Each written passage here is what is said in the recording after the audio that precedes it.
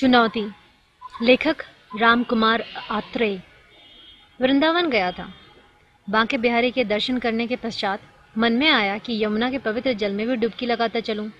पवित्र नदियों में स्नान करने का अवसर रोज रोज थोड़े ही मिलता है। यमुना के घाट सुनसान थे।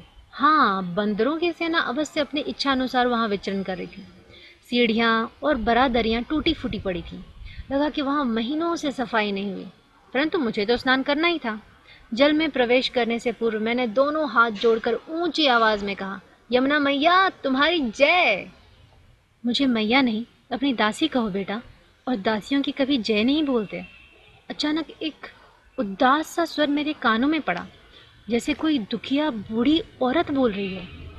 मैंने चौंक कर इधर उधर देखा। घाट पर मेरे अतिरिक्त अन्य कोई नहीं था। सोचा मेरे मन का वहम रहा होगा।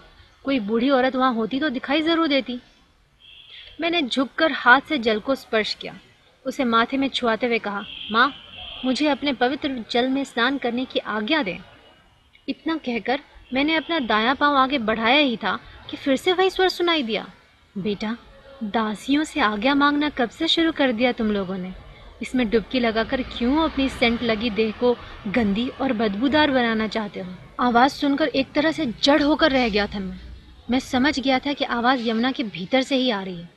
इसलिए साहस करके कहा, माँ जी, हम भारतवासियों के लिए तो आप हमेशा से ही माँ से बढ़कर वंदनीय तथा पवित्र रही हैं और रहेंगी। कृपया स्वयं को दासी मत कहिए। बेटा, तुम लोगों ने मेरे साथ जैसा व्यवहार किया है, ऐसा सिर्फ दास दासियों के साथ ही हुआ करता है। मुझ पर बांध बनाए, विद्युत पैदा की, खेतों की सिंचाई की, पीने का जल लिया। बदले में मेरी सूखती जलधारा में सभी नगरों के गंदे नाले तथा कारखानों के उत्सृज्य पदार्थ मुझ में डाल दिए। मेरे किनारों पर खड़े पेड़ों को काटकर वहां सुंदर सुंदर भवन बना डाले। इस प्रकार अब मैं सूर्यपुत्री कालिंदी नहीं, मानव मात्र के टट्टी, पेशाब, थूक और मवाद को बहा ले जाने वाली एक गंदी नाली बनकर रह गई हूँ। चलो छोड़ो, यदि आज तुम आंख व नाक बंद किए बिना एक डुबकी लगाकर दिखा दो, तभी मैं तुम्हें अपना पुत्र मानकर आशीर्वाद दूंगा। मैं तो स्नान करने के लिए तैयार ही था। अपने दोनों पांव अभी मैंने पानी में रखे ही थे कि हवा के एक तेज झोंके के साथ तीखी बदबू बलपूर्वक मेरे नथुनों में घुस गई। मेरी आंखों के ठीक सामने से किसी इंसान की टट्टी का एक लौंदा जल में से तैरता हुआ निकल रहा था। मन कच्चा हो गया, लगा कि उल्टी हो जाएगी। मैं उल्टे पांव घाट से बाहर की ओर दौड़ पड़ा। किसी बुढ़िया के सिसकने का स्वर मेरा पीछा कर रहा था।